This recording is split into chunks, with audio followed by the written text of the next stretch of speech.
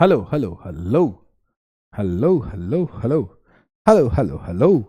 तो हेलो बच्चों, स्वागत है आप सभी का एक बार फिर से फिजिक्स वाला के इस रॉकिंग से अमेजिंग से शानदार से जानदार से दमदार से धमाकेदार से यूट्यूब चैनल पर, जहां पर मैं आकाश श्रवण आप सभी का फिजिक्स मास्टर, आप सभी का फिजिक्स टीचर, आप सभी का फिजिक्स बॉडी हर बार की तरह इस बार भी लेकर आया है आपके लिए कुछ धमाकेदार, कुछ मजेदार, कुछ शानदार। जैसा कि आपको बताया कि क्लास 9th के लिए डेडिकेटेड हिंदी मीडियम के बच्चों के लिए उदय सीरीज है, जिसमें हम एक चैप्टर पहले ही पढ़ चुके हैं। चैप्टर का नाम है ध्वनि। ध्वनि ध्वनि के बारे में, मतलब आवाज आवाज आवाज आवाज नीचे, ठीक है। इन सारी बातों को हम पहले पढ़ चुके हैं। आवाज के मैंने पहले हम ये पढ़ चुके हैं, इसका लेक्चर नंबर 2 है। पहले लेक्चर नंबर 1 में हमने पढ़ा हुआ है कि कुछ तरंगों से ऊर्जा का संचरण होता है। तरंग कितने प्रकार की होती है, बस मैंने उतना ही पढ़ा था। आज मैं ध्वनि के उत्पन्न होने का कारण बताऊंगा। बहुत लंबा लेक्चर नहीं, अराउंड 35 मिनट की क्लास रखूंगा। इस 35 मिनट की क्लास के अंदर हम इस चैप्टर को, ये जो चैप्टर है ना, क्लास 9 के बच्चों को बड़ा प्यारा लगता है क्योंकि बहुत इजी चैप्टर है। मैक्सिमम पोर्शन थ्योरी का है। नेक्स्ट क्लास में हम जरूर इसके ध्वनि का परावर्तन सीखेंगे, ध्वनि से प्रतिध्वनि इको बनना सीखेंगे। इको के बाद उस कुछ नए नए फिनोमिना हम सीखने वाले नेक्स्ट टाइम। तो आज की क्लास के टॉपिक कौन कौन से होने वाले, बिना समय व्यर्थ किए हम इन टॉपिक को देखते हैं कि कौन कौन से टॉपिक हम कवर करने वाले। तो आज की क्लास में सबसे पहले ध्वनि, फिर ध्वनि का उत्पादन और विभिन्न माध्यमों में ध्वनि की चाल के बारे में पढ़ने वाले हैं, ठीक है। ध्वनि कैसे बनती है, आवाज क्या होती है।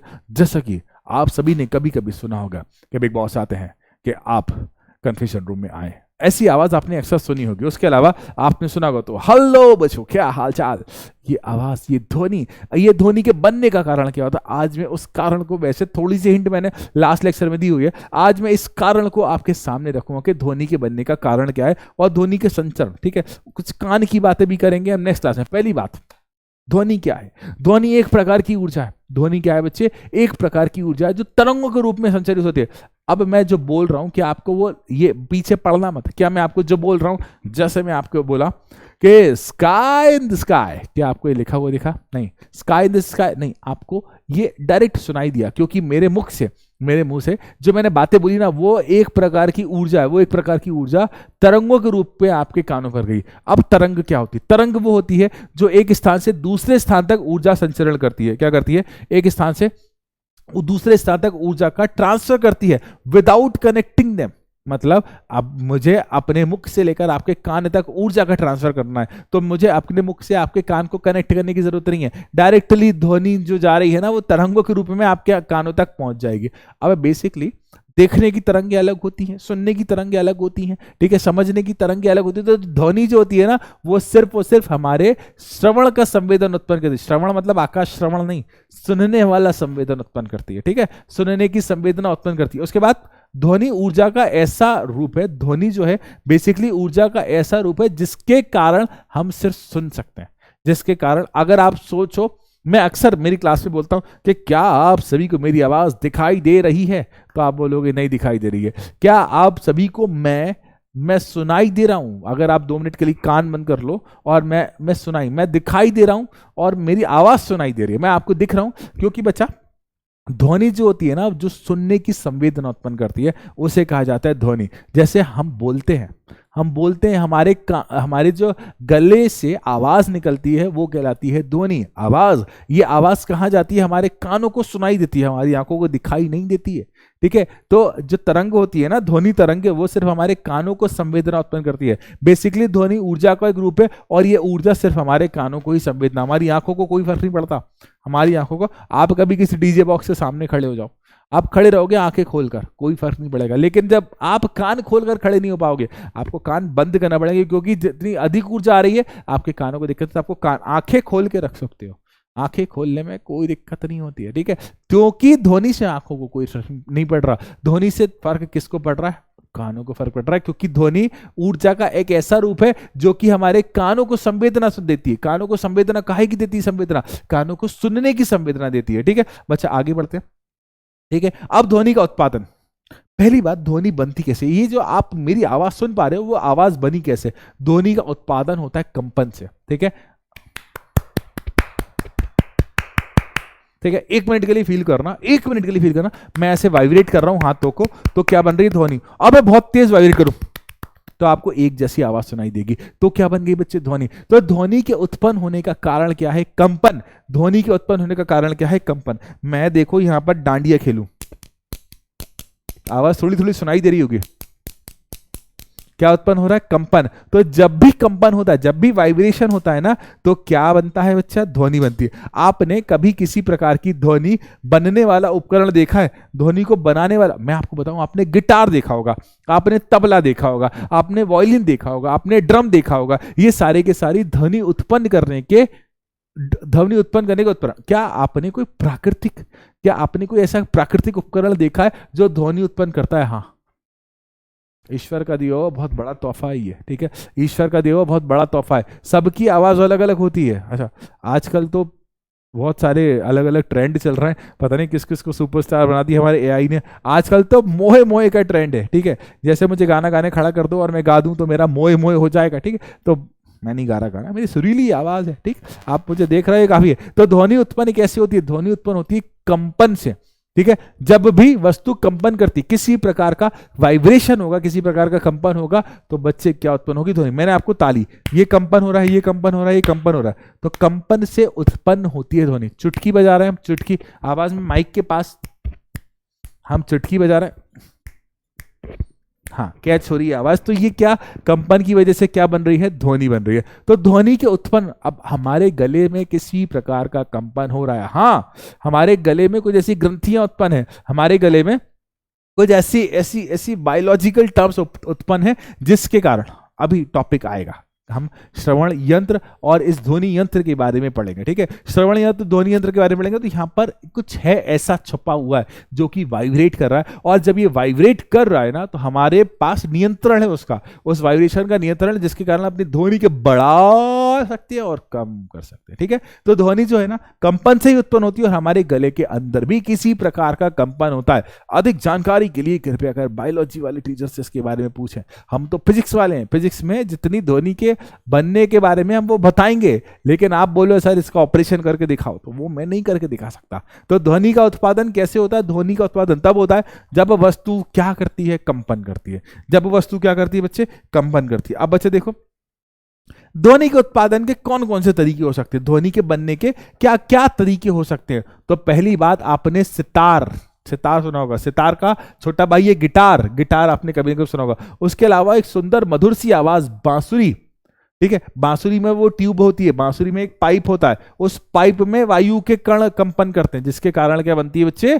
आवाज बनती है। उसके कंपन करती, देखो कंपन करते तंतु से, तार से जब कंपन होता है, आप गिटार के तार को टोई ओई ओई ओई ऐसी आवाज करता है ना, टोई ओई ओई ओई, है ना, तो जब वो कंपन करता है तंतु से, तार से, तब क्या होता है? वो सितार या गिटार की तरह काम करता है। उसके अलावा जब बांसुरी आपने देखी होगी, उसमें एक पाइप ऐसा होता है, जब उसके पाइप के अंदर वायु कंपन करती है ना बेटा, कंपन जब क्या करती है? वायु करती है, तो बांसुरी की टर्म में काउंट होता है। बांसुरी में उस तरह से वायु के कंपन से क्या बनती है? सुरीली आवाज बनती है। उसके बाद झिल्ली, आपने तबला देखा होगा, कभी न कभी तबला देखा होगा, ड्रम देखा होगा, तबले पर एक लेयर लगी होती है, ऊपर एक खिंची हुई लेयर लगी होती है। उस लेयर में जब कंपन होता है, उस लेयर में जब कंपन होता है ना, तो वहां पर उस झिल्ली से जो आवाज बनती है, तबले या ड्रम से कंपन हो रहा है ना, आप डंडा मार रहे हो उस पर, ड्रम पर आपने डंडा मारा, तबले पर आपने हाथ मारा और डंडा मारा, तो वहां पर जो झिल्ली है ना, वो झिल्ली वाइब्रेट हुई, और वाइब्रेट होने के कारण आवाज उत्पन्न करती है। उसके अलावा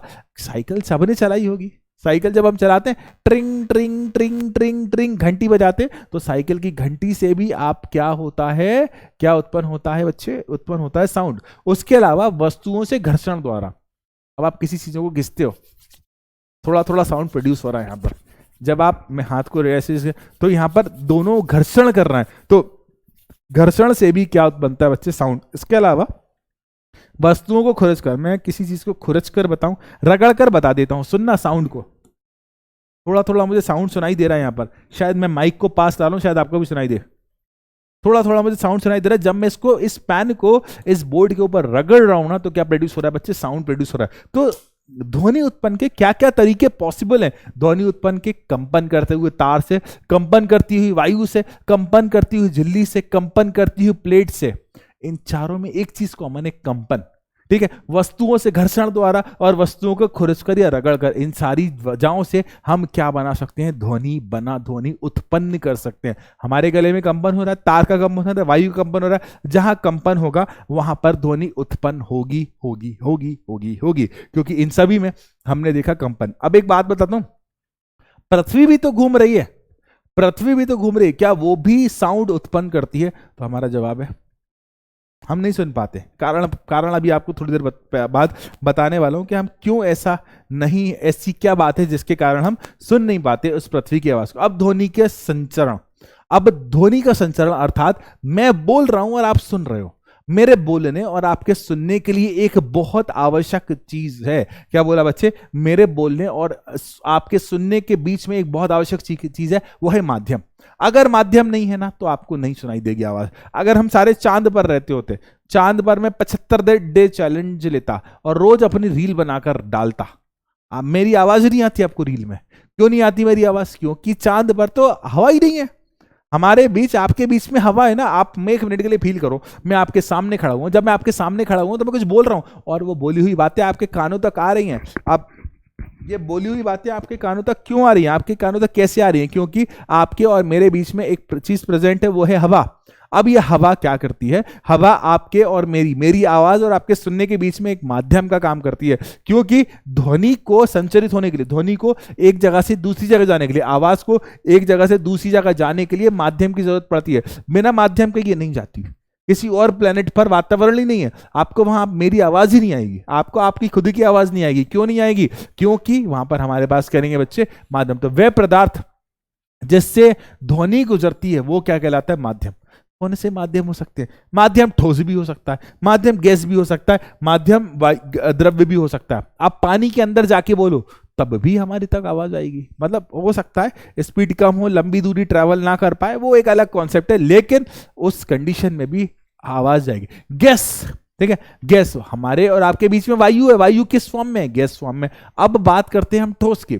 अपने ट्रेन की पटरी पर कान रख के फील करना, चलती ट्रेन की पटरी बने, दुर्घटना से देर भली, सावधानी रखना। आप ट्रेन की पटरी पर कान रखते हो ना तो ट्रेन के चलने की आवाज आपको सुनाई देगी। क्यों सुनाई देगी? क्योंकि ट्रेन की जो चलने की आवाज है और आपके बीच में क्या है? माध्यम। माध्यम अब क्या है?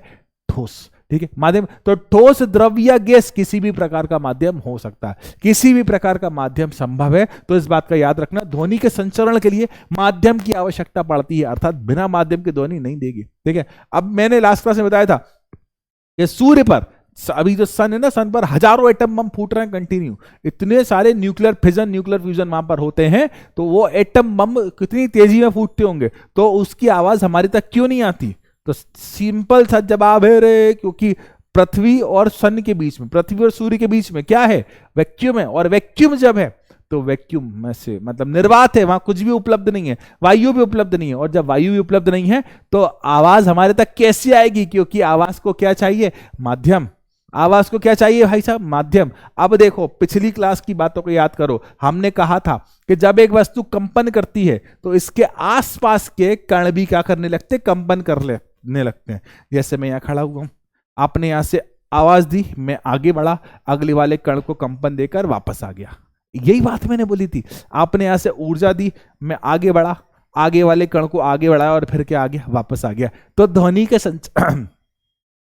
संचरण के लिए किसकी आवश्यकता है? माध्यम की। और माध्यम के कण कंपन कर विस्थापित होकर पुनः अपनी जगह पर आ जाते हैं। अधिक जानकारी के लिए कृपया कर इन बातों को ध्यान से समझें कि वापस अपनी संतुलित अवस्था से क्या हो जाते हैं बच्चे? विस्थापित हो जाते हैं। तो देखो बेटा, ये कंपन करने वाले वायु के कण आसपास के वायु के कणों पर बल लगाते हैं।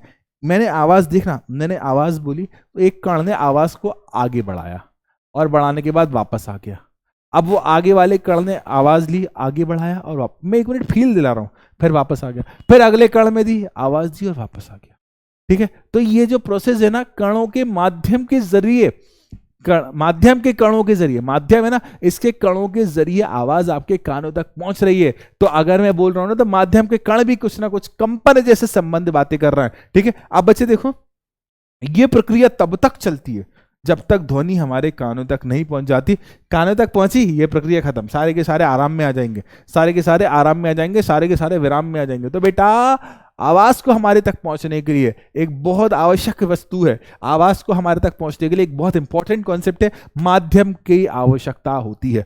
प्रकाश को नहीं चाहिए माध्यम, लाइट को नहीं चाहिए। लाइट तो आपको यहां भी दिखाई देगी, लाइट तो आपको चंद्रमा पर भी दिखाई देगी, लाइट तो आपको हर उस जगह दिखाई देगी जहां माध्यम है और माध्यम नहीं भी है। लेकिन आवाज की बातें कुछ अलग है। आवाज की बातें हर ऐसी, जो प्रकाश है ना उससे थोड़ी थोड़ी डिफरेंट चलती है आवाज की बातें। अब भाई साहब आगे बढ़ते हैं, ठीक है। अब तरंग क्या होती है, ठीक है। तरंग के बारे में कहा जाता है इट इज अ डिस्टर्बेंस, ठीक है। इट इज अ डिस्टर्बेंस जो माध्यम के कणों, माध्यम क्या हो सकता है, आपके और मेरे बीच में आवाज का माध्यम वायु है।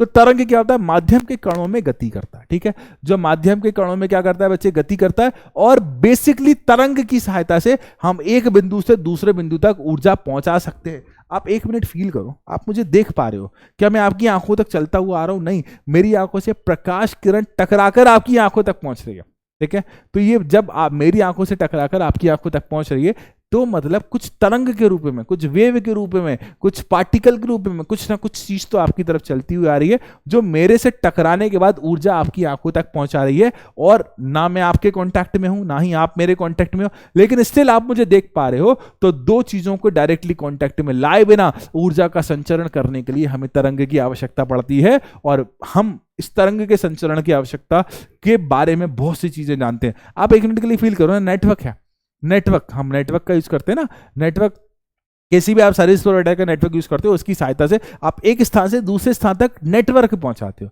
डाटा पहुंचाते हो। डाटा, ये वीडियो आप देख रहे हो सकता है वाईफाई यूज कर रहे हो सकता है मोबाइल डाटा का यूज कर रहे हो, आपके मोबाइल में कोई तार नहीं लगा, आपके मोबाइल में कोई डायरेक्टली कनेक्शन नहीं है, वाईफाई हो सकता है आप सिम से डायरेक्टली मोबाइल डाटा यूज कर रहे हो। यार वहां पर तो कोई तार नहीं, वहां पर हमारे पास ये डाटा की फॉर्म में ऊर्जा कैसे आ रही है, सही समझ रहे हो आप? बिना कांटेक्ट करे, बिना डायरेक्टली टच करे आप जब ऊर्जा पहुंचाते हो तो आप किसका उपयोग करते हो?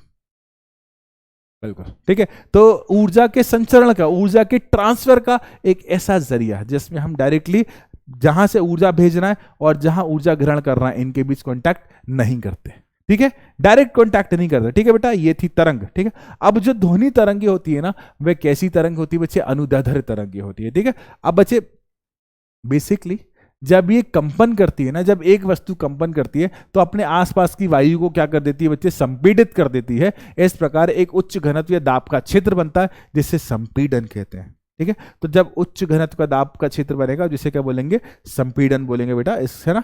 अब बेटा देखो, पहली बात, ध्वनि संचरण के लिए माध्यम की आवश्यकता होती है या नहीं, इसके बारे में मैंने अभी कुछ देर पहले बताया कि अगर हम चांद पर हैं तो हमें सुनाई नहीं देगा।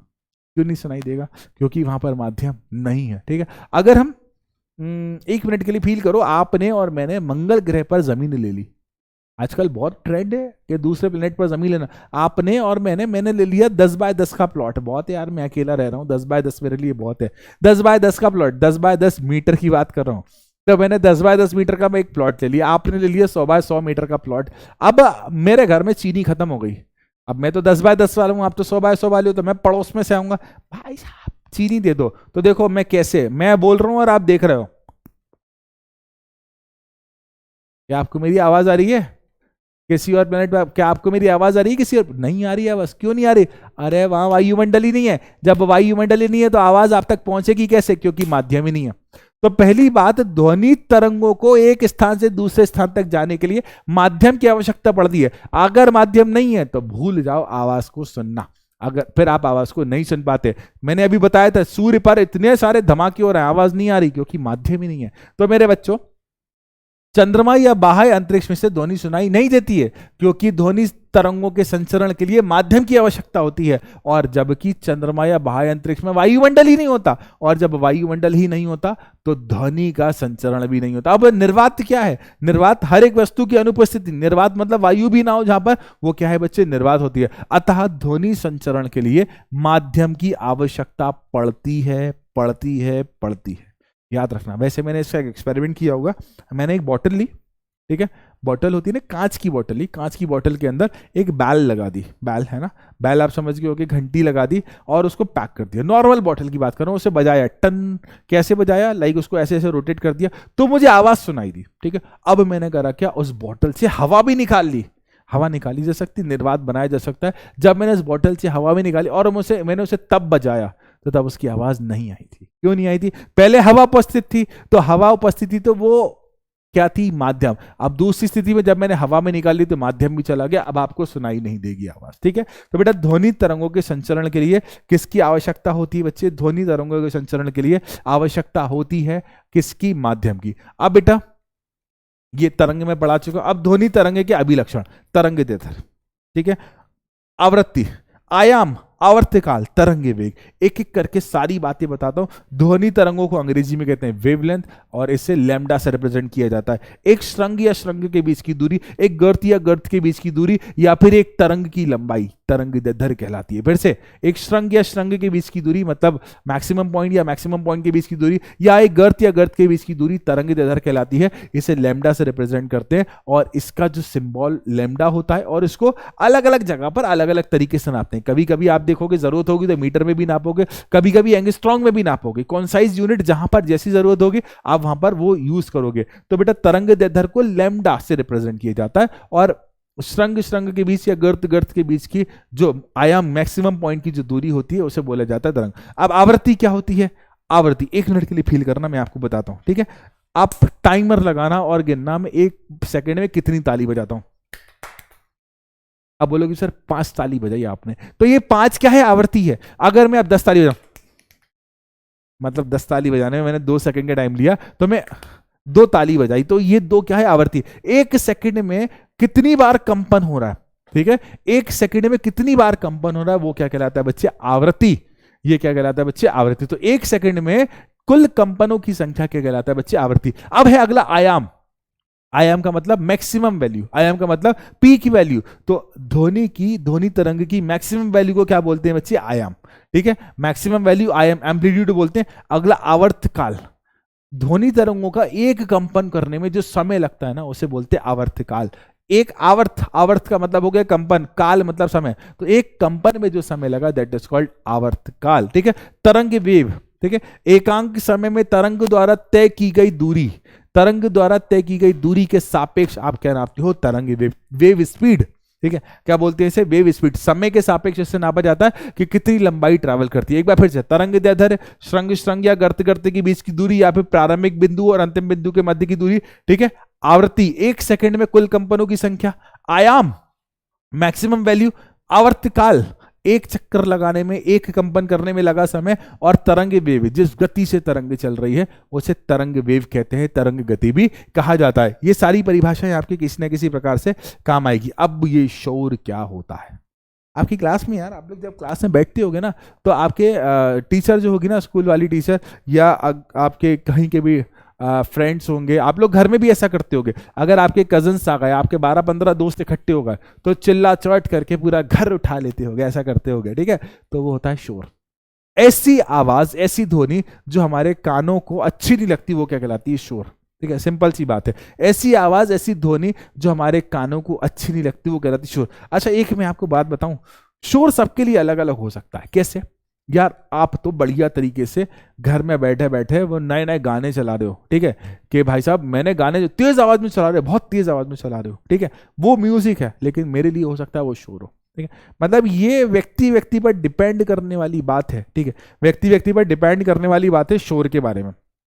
वो चीज आप लोग क्लास के अंदर मस्ती करते हो, आपको बड़ा मजा आता है, आप लोग दोस्तों की गैंग में बैठकर बहुत चिल्लाचोट करते हो, वो आपको बड़ा मजा आता है। ठीक है, तो ऐसी ध्वनि जो कानों को प्रिय ना लगे, ठीक है, ऐसी ध्वनि जो कानों को प्रिय ना लगे, आपके कानों को अच्छी ना लगे, वो क्या कहलाती है? शोर। जैसे मैं 12-15 ढोल यहां पर ले आऊं, 12-15 बैंड यहां पर ले आऊं, सबसे बोलूं ऐसे ऐसे मारते रहो, तो आपके कानों को अच्छा लगेगा नहीं ना, क्योंकि वो क्या है? शोर है। तो ऐसी ध्वनि जो कर्ण को प्रिय नहीं होती, कानों को प्रिय नहीं होती, वो क्या कहलाता है बच्चे? शोर कहलाता है। आप किसी गाने को सुनो ना यार, वहां पर कंपन कितने प्यारे होते हैं, वहां पर कंपन वाइब्रेशन कैसे होते हैं, प्यारे। एग्जाम्पल के लिए हम 1 मिनट के लिए फील करते हैं, ठीक है, कि शोर क्या हो सकता है। शोर बेसिकली इर्रेगुलर कंपन्स होते हैं, ठीक है, इरेगुलर वाइब्रेशन जब बनते हैं ना तो वो क्या प्रोड्यूस करते हैं बच्चे? शोर प्रोड्यूस करते हैं, दैट प्रोड्यूस नॉइस। ठीक है, तो जब अनियमित तौर पर इरेगुलर वे में कंपन बनते हैं तो वो क्या कहलाते हैं?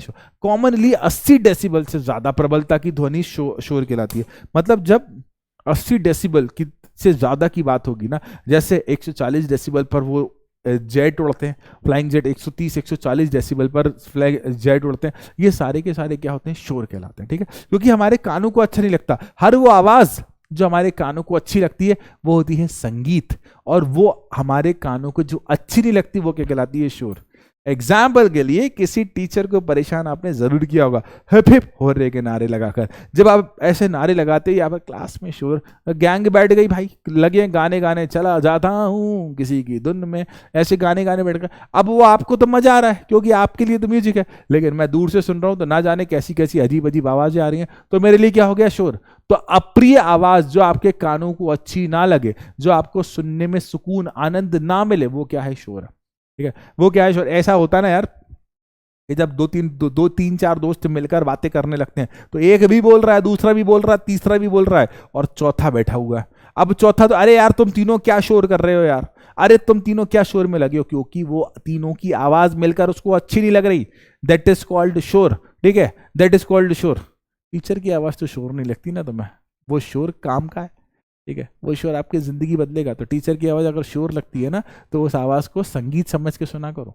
ठीक है, मेरे अकेले की बात नहीं कर रहा। हर सब्जेक्ट, हर जगह पर शिक्षक का सम्मान होना बहुत जरूरी है। शिक्षक अपनी जिंदगी में बहुत सारे त्याग करता है। जो टीचर, लेक्चरर, फैकल्टी, प्रोफेसर जो भी है ना, वो अपनी जिंदगी के बहुत सारे त्याग करता है। उसके पास बहुत सारे मौके होते हैं जिंदगी में आगे बढ़ने के, लेकिन उसके बावजूद वो इस प्रोफेशन को चुनता है क्योंकि वो भविष्य निर्माण करता है, क्योंकि वो भविष्य निर्माता है।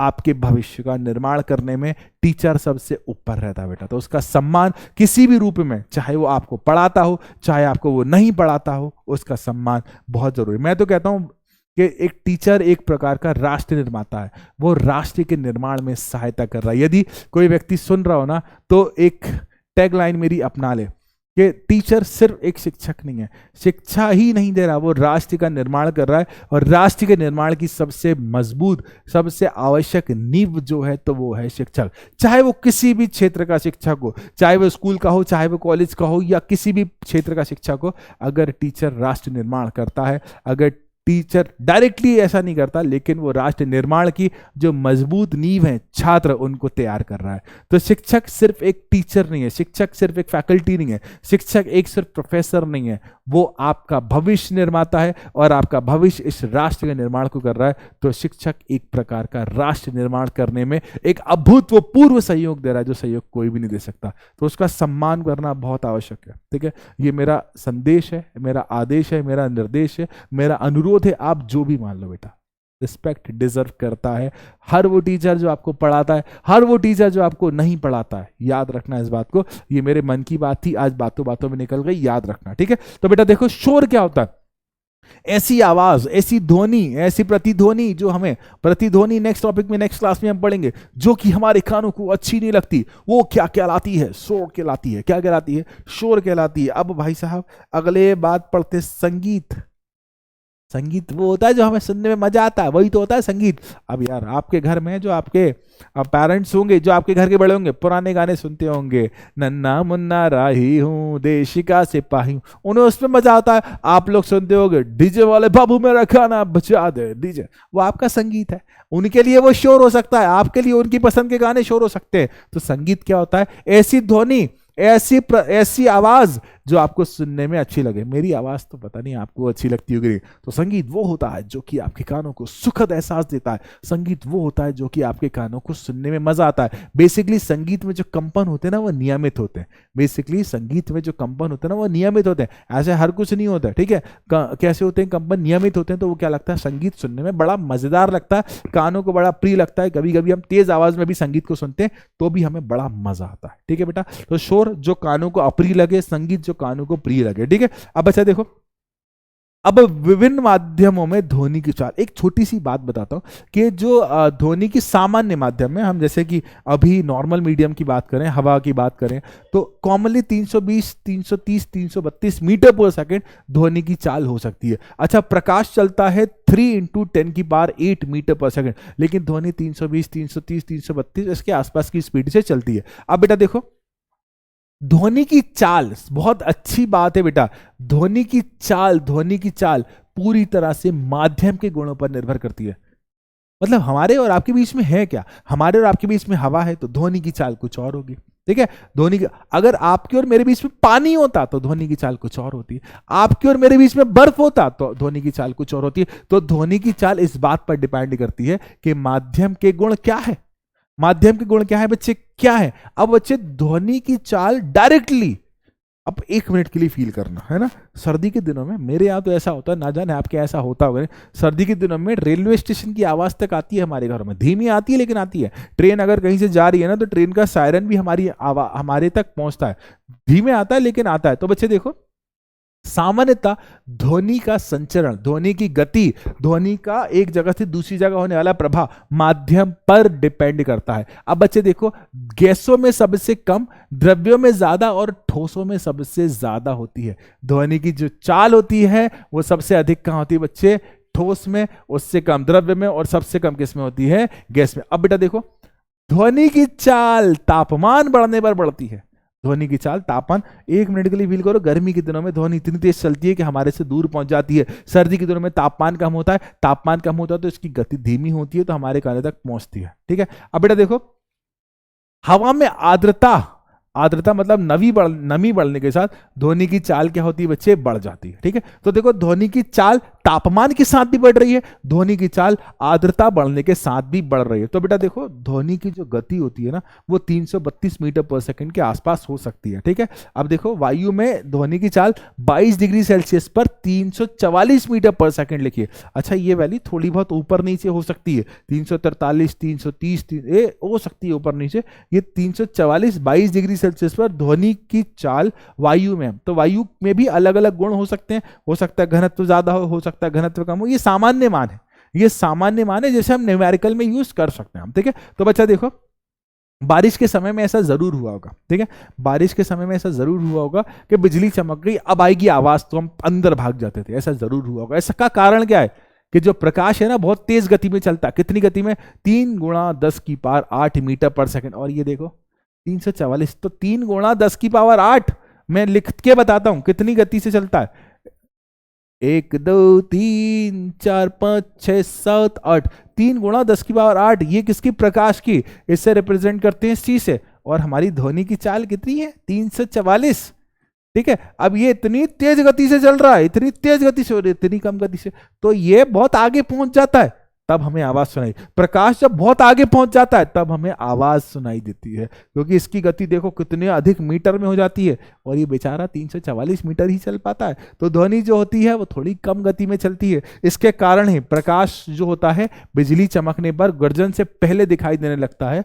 तो इसका कारण क्या है, ध्वनि की चाल प्रकाश की तुलना में काफी कम होती है। तो इसी के साथ आज की क्लास समाप्त करते हैं, मिलते हैं अपन नेक्स्ट क्लास में बच्चा, तब तक के लिए टाटा बाय बाय। इन सारे टॉपिक को याद रखना। बहुत इजी सी क्लास थी आज, बहुत सिंपल सी क्लास थी। मैंने बहुत ज्यादा रेप्लिकेटेड करा नहीं क्लास को, बहुत ज्यादा उलझाया नहीं, सिंपल से शब्दों में मैंने क्लास को एंड किया बेटा। तो इसी के साथ आज की क्लास को हम करते हैं समाप्त।